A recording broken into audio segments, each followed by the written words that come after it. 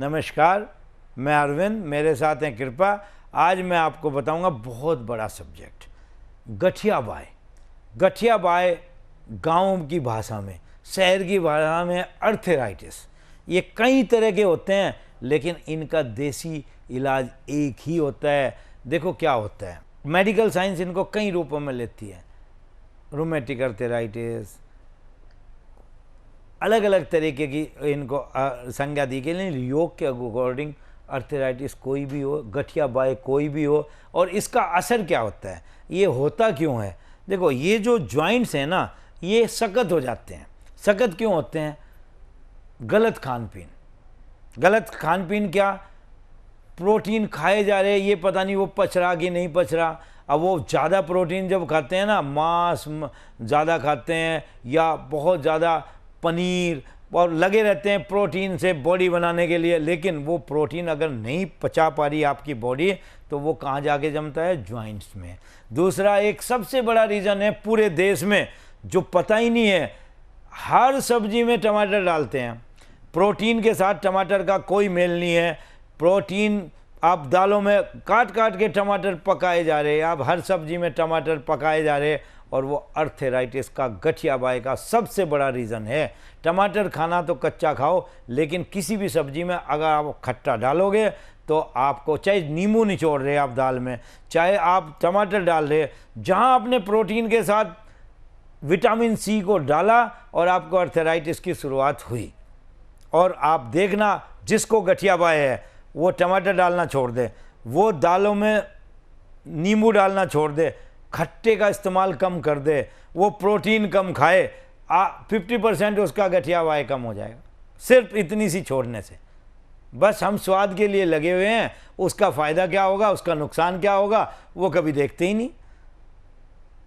अब अगर गठिया बाय है ना, तो उसकी शुरुआत बहुत पहले से होती है, वो एकदम से नहीं। और जॉइंट टाइट होते हैं, पहले आप ज़्यादा ऐसी चीज़ें खाते हो, प्रोटीन भर भर के तली हुई चीज़ें खाए जा रहे, नमक खूब खाते हैं, दूध खूब पीते हैं, तली हुई चीज़ें खूब खाते हैं, और उसके चीनी खूब खाते हैं, और जब वो जॉइंट्स में जमनी स्टार्ट हो जाती है, जॉइंट्स को कैड़ा करने लगती है, तब भी आप खान पीन पे ध्यान नहीं देते। देखो क्या होता है, इसके लिए हफ्ते में एक दिन उपवास करो, हरी सब्जियों का सूप पियो, हरी सब्जियों का जूस पियो, सीजन की सब्जियों का, रखी हुई का नहीं, स्टोर वाली का, और सीजन के फल खाओ।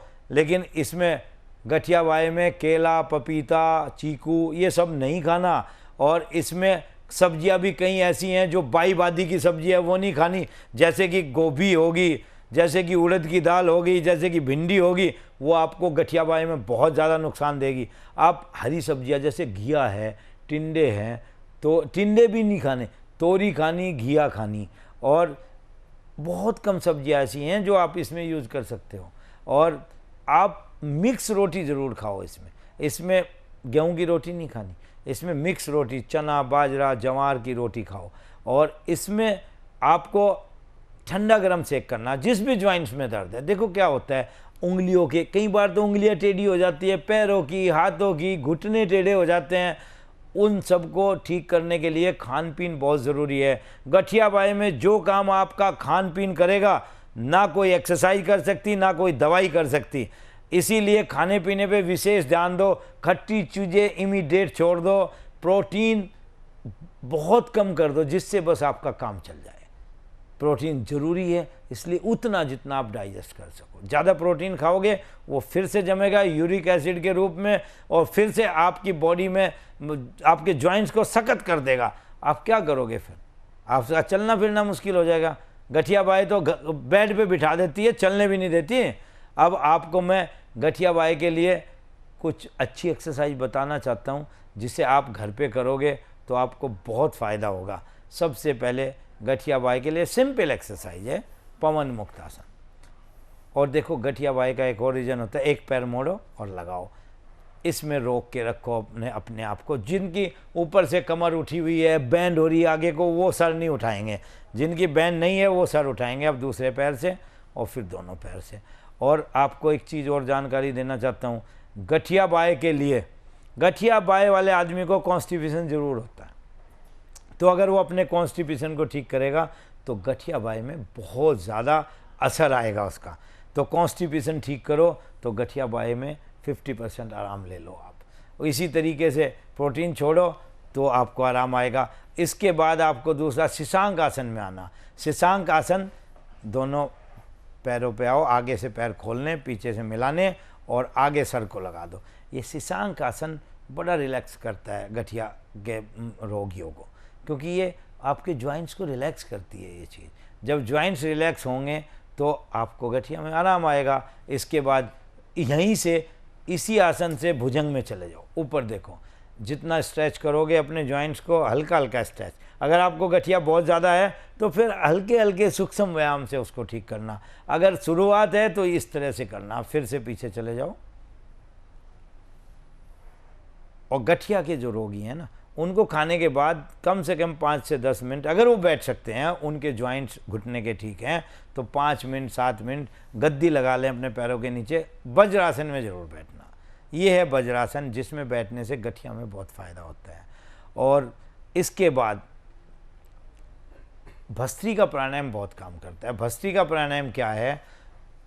ये गर्मी देता है आपके शरीर को, लेकिन अगर बीपी आई है फिर नहीं फोर्स से करना, नहीं तो इसको फोर्स से लो सांस, फोर्स से छोड़ो ऐसे।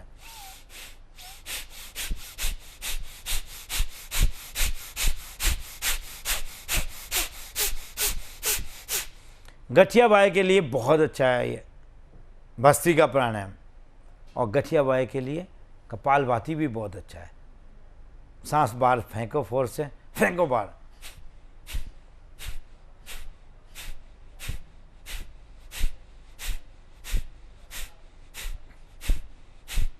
ये गठिया बाहें के लिए ये हुआ। एक और चीज़ है गठिया बाहें में।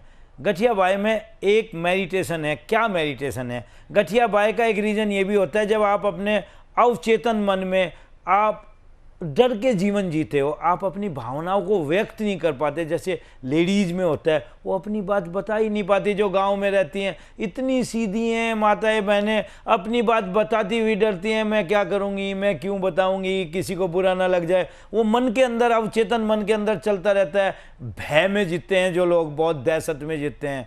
वो जो बहुत ज़्यादा चिड़चिड़े होते हैं, जो बहुत ज़्यादा अहंकारी होते हैं, वो सब लोग को भी गठिया बाहें जल्दी पकड़ती है। और इसके लिए एक छोटी सी मेडिटेशन है, अंतर्ध्यान। अंतर्ध्यान क्या होता है? आप बिल्कुल सीधे बैठ जाओ, स्पाइन को सीधा करके आंखें बंद कर लो और अपने ध्यान को अपनी सांस के ऊपर ले जाओ।